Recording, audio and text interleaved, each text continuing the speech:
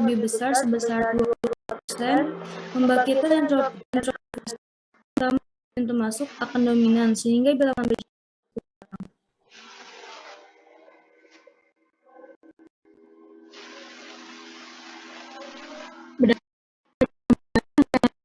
dalam penelitian dapat ditentukan bahwa 1. Analisis perpindahan panas dan analisis hukum kedua dilakukan pada aliran nanofluida CuO air turbulen di dalam penukaran panas dipasangkan oleh turbulent. Yang kedua, peningkatan PI menyebabkan penurunan energi kinetik turbulen terutama di daerah luar tumbulatur silinder.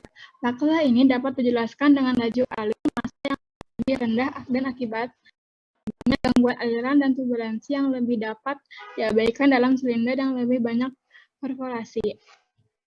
Yang ketiga, untuk kasus PI sama dengan 8%, 16%, dan 24% dengan rasio dan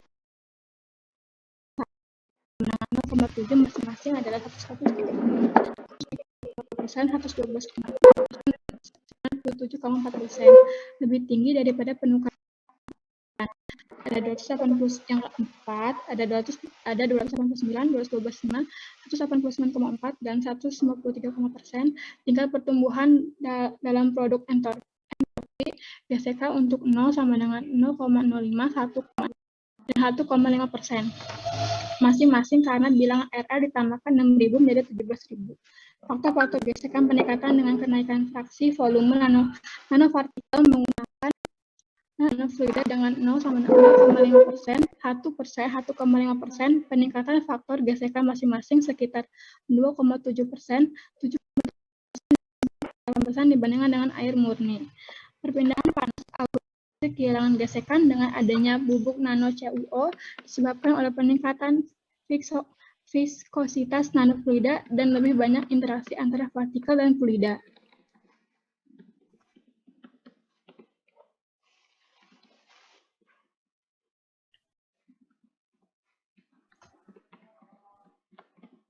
Kelebihan dan kekurangannya. Kelebihannya, yang satu menyajikan data dalam pembentukan tabel yang kemudian dijelaskan kembali. Yang kedua, terdapat metode dan skema dari penukaran panas yang dijelaskan secara detail. Yang kekurangannya dipahami, dan yang kedua ada tidak dimiliki.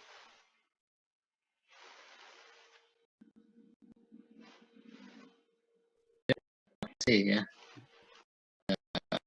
5 ya. Presentasikannya ya. Baik, karena waktu terbatas, silakan lanjut ke kelompok 6 ya. Kelompok 6, silakan presentasikannya. Kalau ini langsung masuk ke ini saja bisa nggak? Ke tujuan, kemudian langsung discussion atau pembahasan. Ya Pak, izin saya screen ya Pak. Ya, silakan.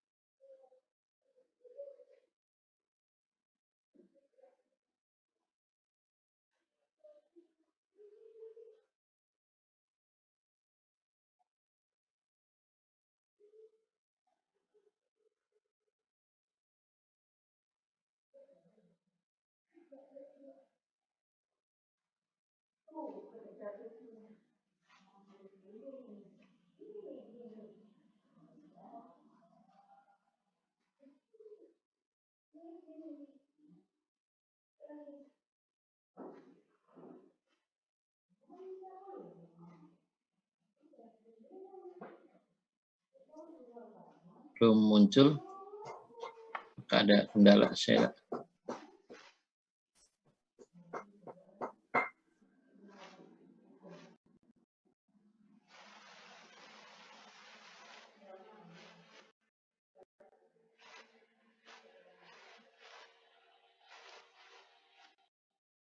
Sini aku aja yang Silakan bantu, silakan.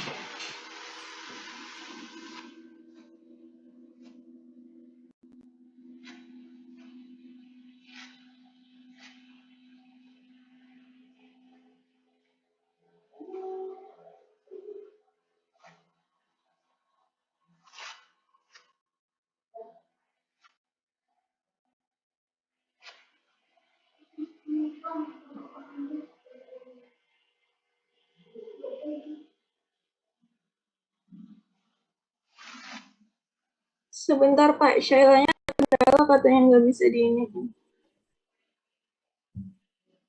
Ya, ya.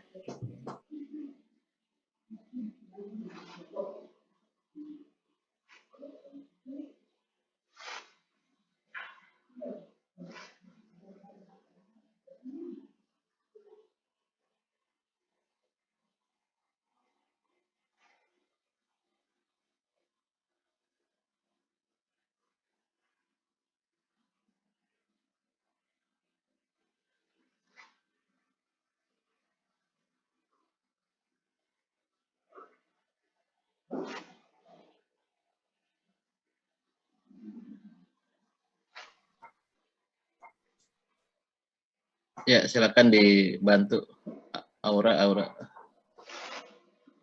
Ya Pak, izin share screen ya Pak. Ya, silakan.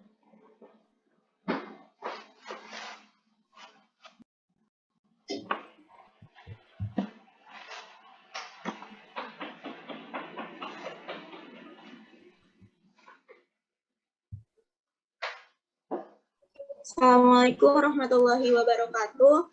Kami dari kelompok 6 ingin mempresentasikan tentang jurnal yang judulnya Heat Exchanger yang beranggotakan Muhammad Raja, Khairul Fikri, Syaila Andriani, Aura Permata, dan Felda Akram. Heat exchanger atau penukar panas adalah perangkat termomekanis yang mentransfer energi panas antara cairan suhu yang berbeda. Aplikasi dalam industrinya yaitu industri luar angkasa, industri otomotif atau radiator, industri penerbangan, industri elektronik, dan banyak lagi. Terus kalau aplikasi heat exchanger di kehidupan sehari-hari itu yaitu kulkas. Menurut kondisinya, heat exchanger itu dibagi menjadi 3, yaitu parallel flow heat exchanger. Artinya, penukar panas di mana perpindahan panas maksimum pada saluran masuk dan minimum pada saluran keluar. Terus yang kedua itu counter flow heat exchanger. Nah, counter flow heat exchanger itu perbedaan suhu rata-rata terjadi dari inlet ke outlet. Terus yang ketiga itu ada cross flow heat exchanger. Ya, cross flow heat exchanger itu penukar panas kombinasi dari dua penukar panas yaitu parallel flow heat exchanger dan counter flow heat exchanger. Selanjutnya akan dilanjutkan oleh Syaila.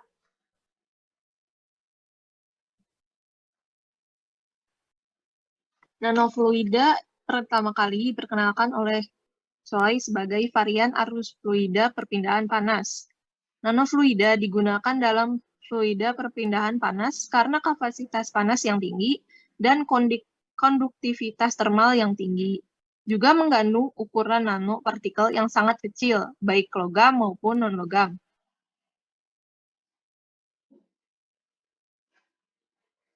Sifat nanofluida ini sifat termofisika. Yang pertama ada densitas atau massa jenis. Yang kedua viskositas atau kekentalan. Yang ketiga konduktivitas termal atau kemampuan dalam menghantarkan panas.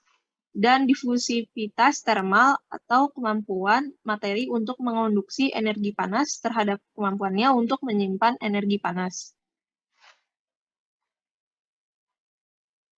Sifat termofisika juga mempengaruhi laju perpindahan panas seperti bilangan Reynolds, koefisien perpindahan panas konveksi, difusivitas termal, dan daya pemompaan. Selanjutnya akan dibahas oleh rekan saya.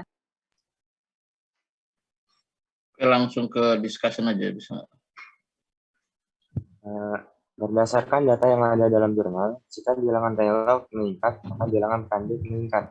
Jika fraksi volume meningkat, maka bilangan Pran juga meningkat. Akibatnya laju perpindahan panas meningkat.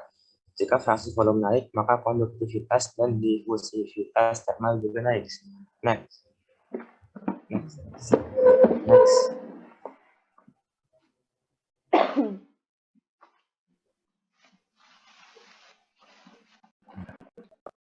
Nanofluida yang tepat dalam terutama saat ini.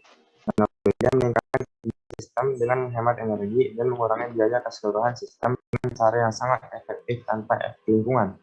Ditemukan dari tinjauan berbagai makalah penelitian bahwa koefisien perpindahan panas keseluruhan dan penurunan tekanan bertambah dengan peningkatan fraksi volume partikel nano. Bilangan Nusselt dan bilangan Planck meningkat dengan bertambahnya bilangan Reynolds yang menambah koefisien perpindahan panas keseluruhan sistem. Dipersepsikan dari tinjauan bahwa peningkatan maksimum koefisien perpindahan panas adalah sekitar 185% dengan memanfaatkan nanofluida alumina di STHE pada bilangan Reynolds 5-10. Kehilangan energi berkurang di STHE dengan penggunaan cairan panas di kedua situasi aliran laminar dan turbulen. Efisiensi termal STHE meningkat dengan peningkatan fraksi volume nanopartikel.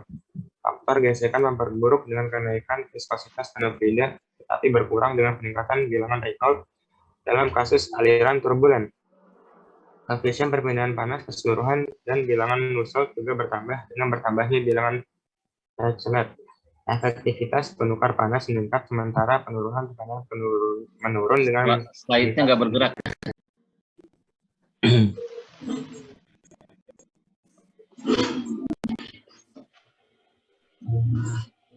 Efektivitas penukar panas juga bertambah dengan mengurangi konsumsi energi dan biaya keseluruhan penukar panas. Mungkin cukup sekian yang dapat. Oke. Baik, terima kasih kelompok 7 ya yang sudah mempresentasikan tugasnya. Kelompok 6 tadi ya. Sekarang kita ke kelompok 7. Silakan. Ya, silakan Anjani. Sudah terlihat? Oke, ya singkat saja ya. Ya, Pak. Assalamualaikum warahmatullahi wabarakatuh. Kami dari kelompok 7 yang beranggotakan Ahmad Derobi, Emma Jus Alfayat, dan Sesmi Indonesia Fandila Fitri, dan Muhammad Aditya akan menjelaskan tentang perhitungan kelelahan dari heat exchanger. Nah, di sini ada pembahasannya yang akan kita bahas, sama ada pendahuluan, analisis kelelahan, dan pembahasan. Yang pertama akan dijelaskan oleh rekan saya.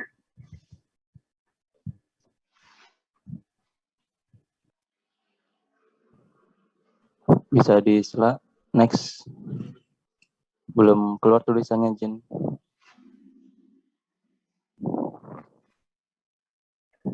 Bentar.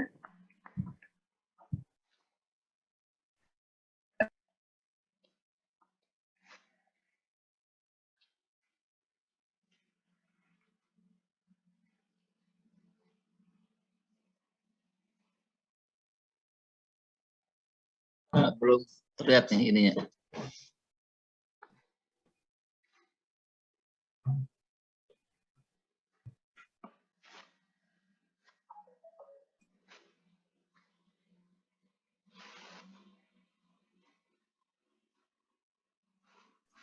Ya, silakan.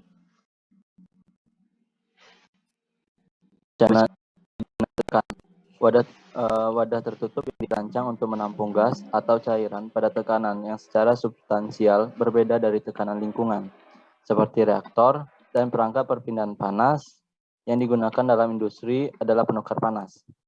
Tapsit, komponen yang sangat penting dari penukar panas tipe sel and tube didukung oleh tapsit di ujungnya. Tapsit memisahkan sisi sel dan sisi tube yang mengalami perbedaan tekanan dan kondisi suhu, menyebabkan beberapa beban mekanis dan termal pada tabung dan tube sheet. Oleh karena itu, sambungan antara tube sheet dan sel to tube sheet merupakan daerah kritis dari penukar panas yang perlu ditangani dengan hati-hati. Next.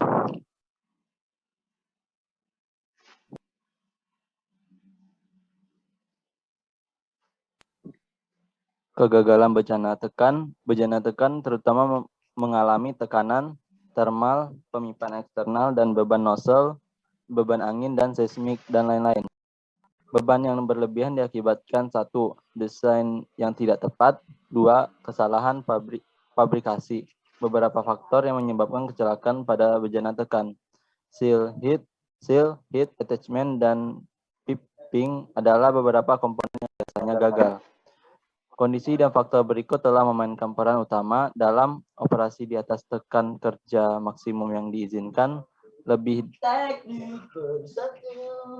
dari suhu, pelakuan panas yang tidak tepat, pengetasan kaustik, kesalahan fabrikasi, diskontinuitas dan masalah retak, krip, kelelahan, dan pecah stres, pengatur ukuran dan tekanan yang tidak tepat dari perangkat pelepas kebocoran, inspeksi dan kerusakan yang salah selama fabrikasi, lapangan, dan pemasangan, kerusakan selama pengiriman dan penyimpanan. Selanjutnya akan dijelaskan oleh rekan saya. Selanjutnya ada bagian pembahasan, yaitu pertama itu desain dengan pendekatan analisis atau itu adalah analisis untuk melindungi dari mengevaluasi komponen plastis, kegagalan lokal, tepuk, dan pembebanan siklik. Persyaratan desain oleh analisis dari ASME didasarkan pada perlindungan terhadap mode kegagalan yang tercantum di bawah ini, yaitu terhadap keruntuhan plastik, kegagalan lokal, runtuh dari tepuk, dan pemuatan siklik. Next. Kemudian ada penukar panas tipe shell and tube.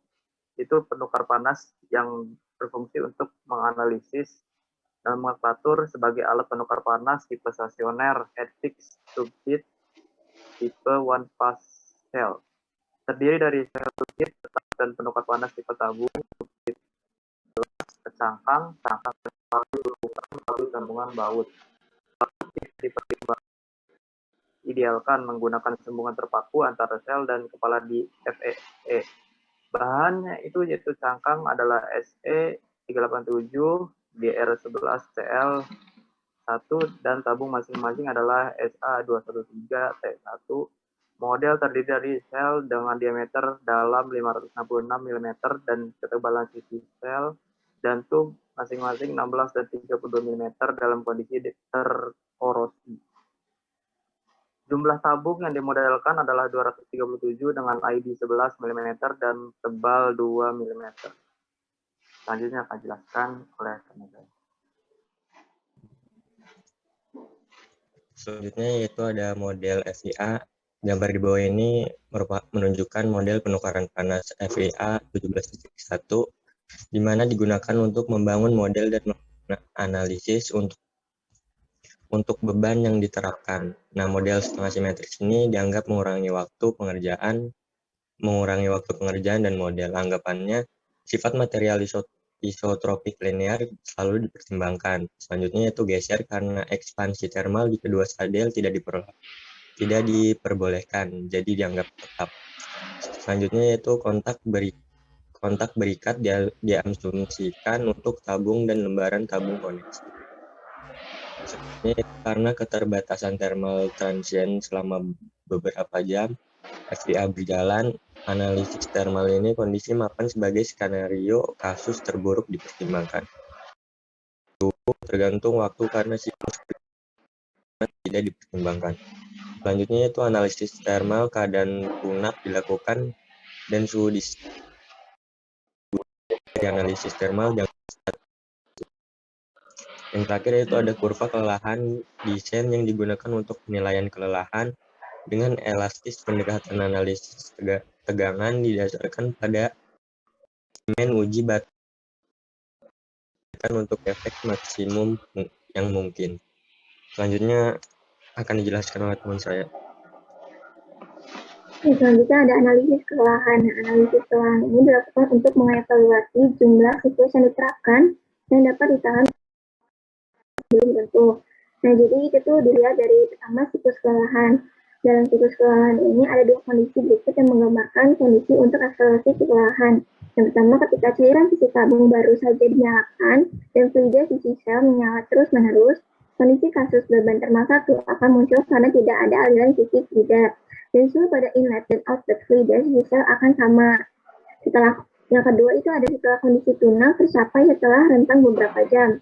Nah, kondisi ini beban termal 2 akan muncul karena suhu fluida outlet sel akan turun menjadi 200 derajat Celcius dan suhu cairan sisi tabung akan meningkat menjadi 160 derajat Celcius. Dan yang kedua itu struktural. Beban tekanan, beban mati, beban nozzle hanya beban tekanan termal yang dipertimbangkan dalam analisis ini. Terus ada tekanan untuk kompensasi diterapkan pada permukaan untuk terus yang terakhir ada beban termal termasuk berasal bersama dengan efektif pada dinding karena isolasi diterapkan termal.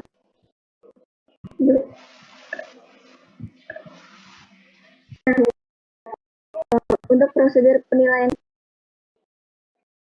oleh siklus start dan tukaran panas. Nah, statis dilakukan untuk kasus beban statik dan tegangan ekivalen bolak-balik dihitung pada setiap simpul dan tegangan bolak-balik. Nah, maksimumnya itu digunakan untuk memprediksi siklus kelelahan yang diizinkan.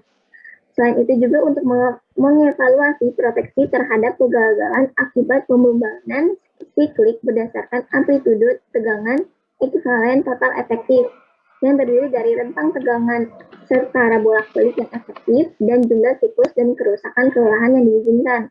Dari kesimpulan evaluasi kelelahan ini, yang pertama ada tegangan ekivalen merupakan komponen dan tegangan ekivalen termal untuk kondisi awal dan akhir dievaluasi pada setiap node penukar panas.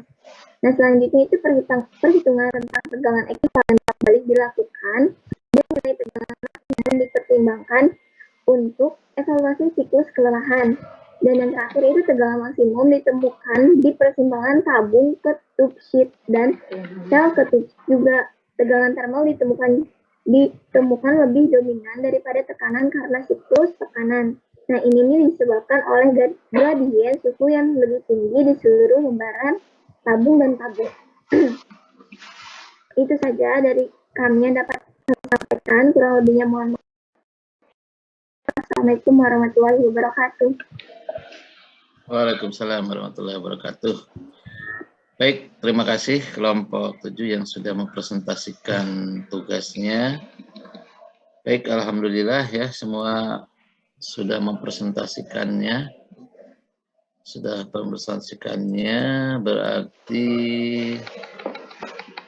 sudah semua ya, selesai. Baik, alhamdulillah pertemuan kita di pagi hari ini juga sudah selesai. Ya, ini sudah lewat 10 menit, mohon maaf.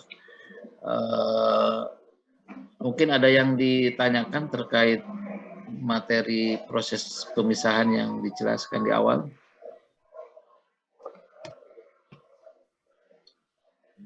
Ada?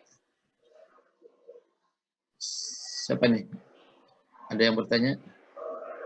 Tidak ada. Oke, baik. Kalau tidak ada,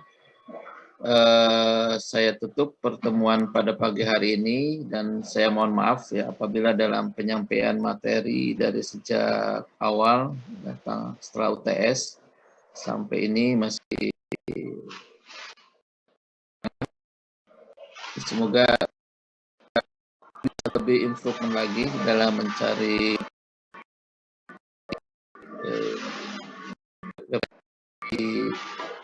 jurnal, karena jurnal ini merupakan referensi terupdate ya yang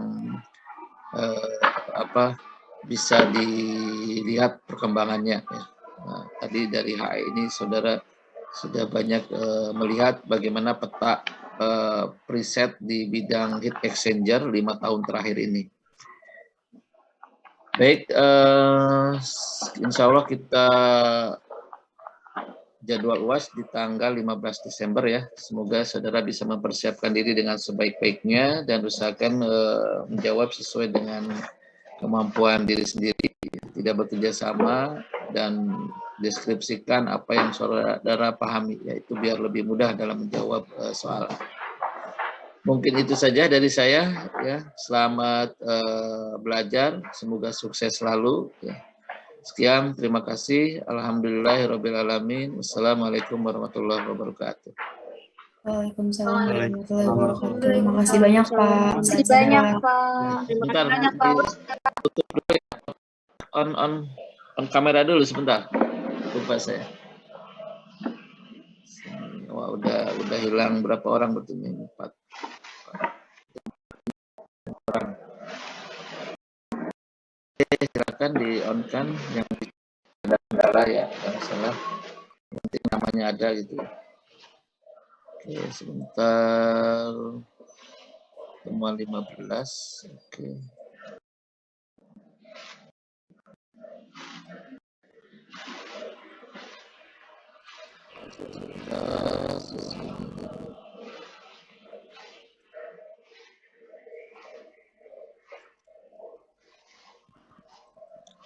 Baik. Terima kasih ya waktunya. Kira-kira saya tutup. Assalamualaikum warahmatullahi wabarakatuh.